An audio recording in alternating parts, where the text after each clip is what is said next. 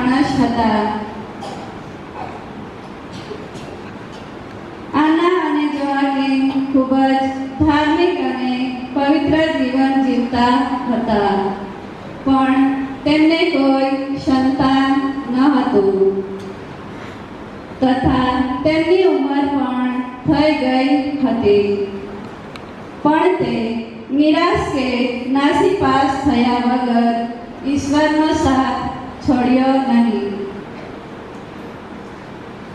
આના તેમનો સમય પ્રાર્થના, ઉપવાસ અને દાન ધર્મમાં કરતા.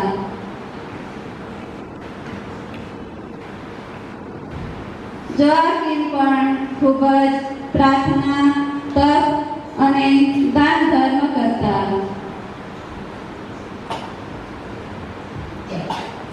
આ પવિત્ર કુટુંબને કોઈ સંતાન ન હતું. એક દિવસ જોઆકીમ દાન ધર્મ કરવા માટે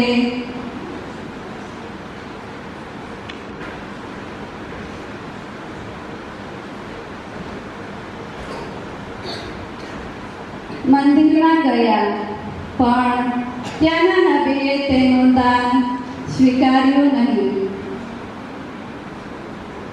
જોઆકીમ નબીને પ્રશ્ન કરે છે અને તેનું દાન નહીં સ્વીકારવાનું તેમને કારણ પૂછ્યું. ત્યારે તેઓએ કહ્યું કે તમારે કોઈ સંતાન નથી, એટલે તમારું દાન સ્વીકારવામાં આવતું નથી. આ વાત સાંભળીને જોઆકીમ અવાક જ રહી જાય છે અને તેની ઉપર મનન ચિંતન કરે છે. અને વિચાર કરતા કરતા તેઓ એવા નિર્ણય ઉપર આવે છે કે હું મનન ચિંતન, પ્રાર્થના અને ચોપડીઓ વાંચીશ અને જાણવું છે કે આવું બીજી કોઈ પ્રતિષ્ઠાવાન વ્યક્તિ સાથે બન્યું છે ખરું? આમ તેમણે નક્કી કર્યા પ્રમાણે જુદી જુદી ચોપડીઓ વાંચી.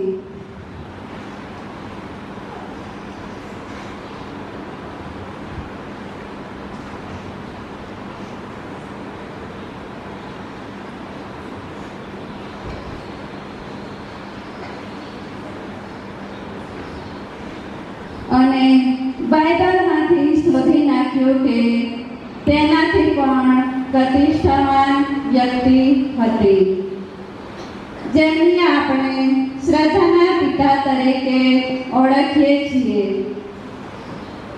તે બીજું કોઈ નહીં પણ અબ્રાહમ અને સારા.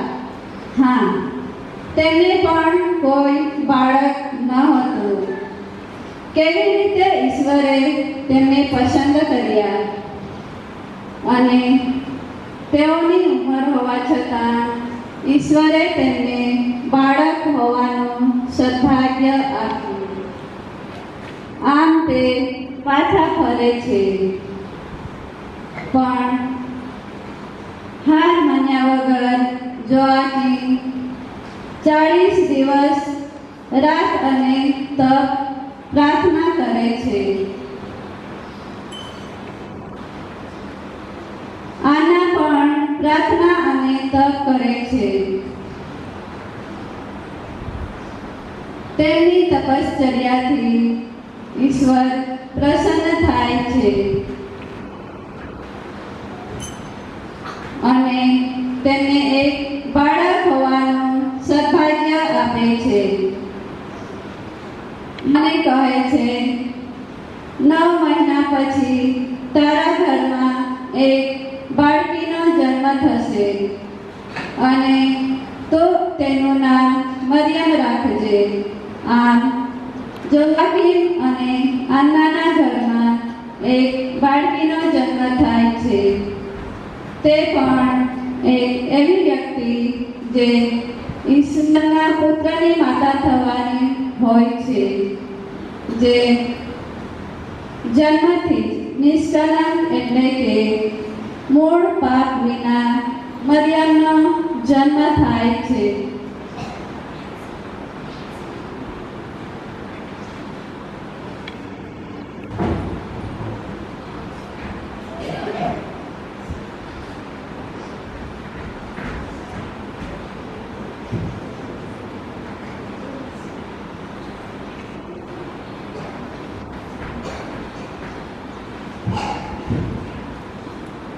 આના 3 વર્ષ સુધી મરિયમને તેની જોડે રાખે છે. પ્રાર્થના કરતા શીખવાડે છે.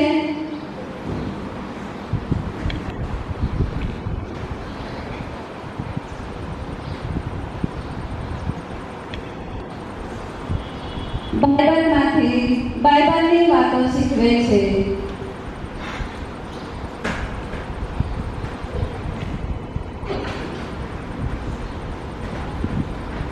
અને મંદિરમાં પ્રાર્થના કરવા લઈ જાય છે.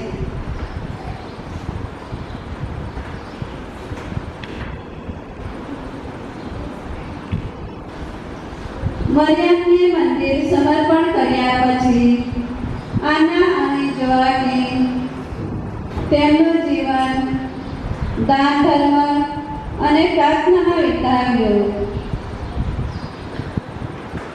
જોઆકીમે તેમની આવકના 3 ભાગ કર્યા.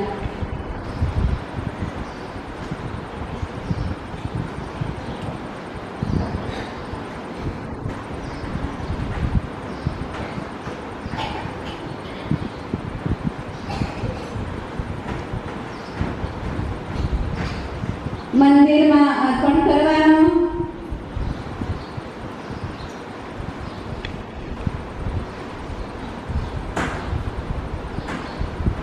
ગરીબો માટે,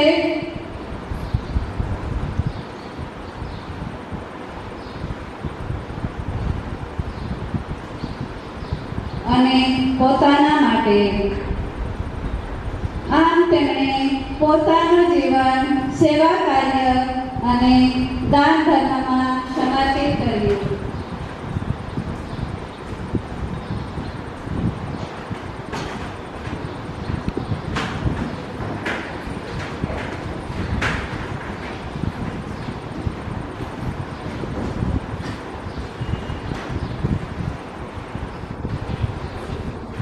આ સંતો વૃદ્ધ માતા પિતાના રક્ષક સંત ગણવામાં આવે છે. તેમજ જે કુટુંબમાં બાળકની ખોટ હોય તેવા પરિવારને પણ સંત તરીકે ઓળખવામાં આવે છે. તેમનું જીવન પ્રેમ, પ્રાર્થના તેમજ પરિવારની શક્તિઓની સાક્ષી પૂરે છે. હું જ્યોતિ બાળકો સાથે સંત આના પરિવાર